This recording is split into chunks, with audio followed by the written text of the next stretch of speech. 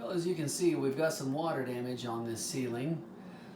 It buckled and bowed the ceiling and corroded some of the paint away, as you can see. The plumber also tore this hole open so he could reach up inside and repair the leak. So now we need to replace it. There's a couple of things that we need to be aware of. This is a factory edge of sheetrock, and it's bowing. You see there's a gap in between the sheetrock and the joist. See, I can fit my sheetrock saw up in there. And I can push it back up. So if I can avoid cutting out this section, I will, if I can put some screws in this joist to suck it back up. If it is too much of a bow, then I'll just cut that bowed part out and replace that whole section. So what I'm first going to do is cut this into a more easily patchable hole. Right now it's jagged. I'm going to make it nice and square. You start just by tearing off some of the stuff that is going to be in the way. Always, as you can see, putting out your protection to keep the customer's home as clean as possible. And then it looks like it's bowed out into here. So I'm going to cut about 4 or 5 inches beyond this jagged cut here. And I'll just draw a straight line by putting my pencil there. Let me get this out of the way. And that, and that. Okay. We'll go a few inches beyond that, about maybe 6 inches beyond that. I'll go down to a straight edge, which is the wall. Hold my tape against the wall. And we'll draw a straight line. Put the pencil beyond that.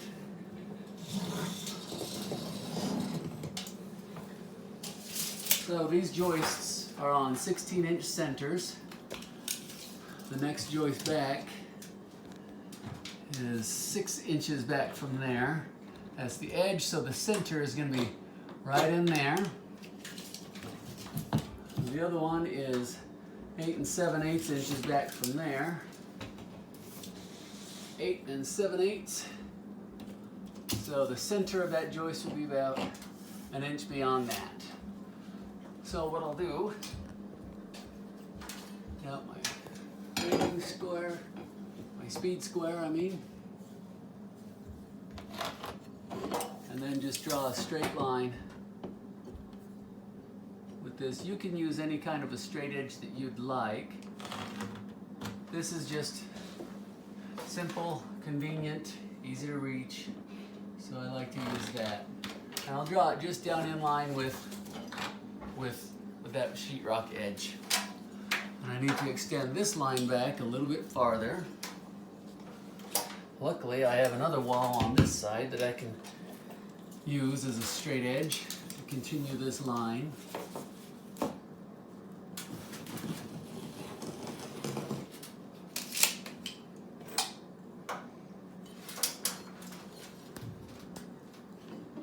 And I'm just kind of eyeballing that to get it lined up with my mark.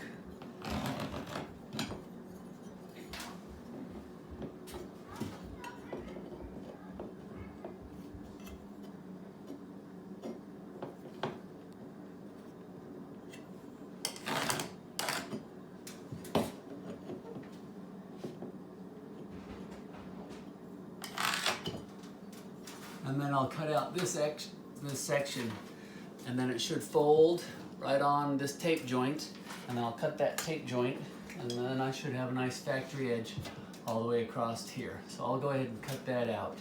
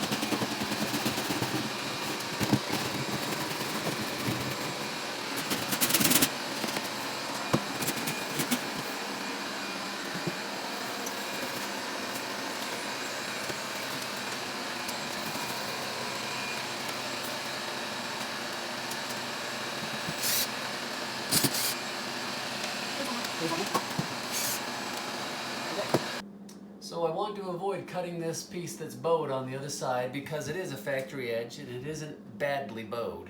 So I'm going to try to pull the sheetrock up tighter by starting back further away, and I'm not going to countersink the screws. I'm only just going to get them gently tight, put in several, and it will get this front joint tighter and tighter the closer I get to it. That way you avoid putting one screw in here and trying to suck it down tight. There's too much bowing pressure and it will just suck the screw straight through. So I'm putting in 5 screws, and then I go back, gently tighten these a little bit more.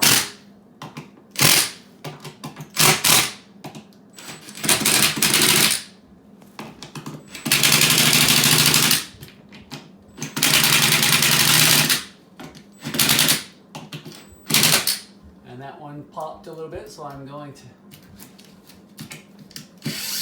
pull the popped screw completely out. Then take the butt of your knife and dimple that in just a little bit so it receives mud a little bit more easily. The next step we'll do, well, now that this is sucked up nice and tight, I won't need to cut it out. It's looking really well. There's no other bowing in between these next 2 joists. So this will be fine, and the sheetrock is solid, no black mold. So we'll leave this one as is. I'll cut a piece of sheetrock that will fit this hole, and then we'll patch it. Now this patch is ready to hang sheetrock on. I've already put a few screws in here to take the bow out of this piece of sheetrock, but I need to know where this joist is on the other side, so I'll put a screw right there to make my mark.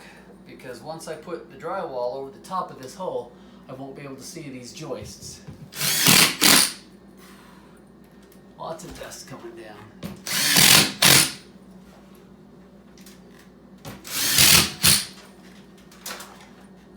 Now I know where these are on the ends, so you're probably wondering why I'm putting the screws in there too. Just holds the corners of the existing drywall in place a little bit better. So I'll preload a screw so I don't have to reach down and load a screw while I'm holding the sheetrock up, even though it's just a little piece. I still want to avoid that step. And if you've noticed, it's tight along there on each side, but I deliberately left this side a little bit long so I can rotozip along that edge and get a really good, perfect fit. So I'll put in a screw there, only about halfway. If you put it in all the way through, it will suck through because this end is sticking out. Again, all these screws only put in partial way to hold it. And then on this side, come down about halfway through the board. That way it will hold up the full length of it without allowing it to tip down. And I'm going to put one more about right there to hold it up a little bit tighter. And then I'll rotozip out this edge to get a nice clean fit. Not too tight. Now I'm going to grab my vacuum.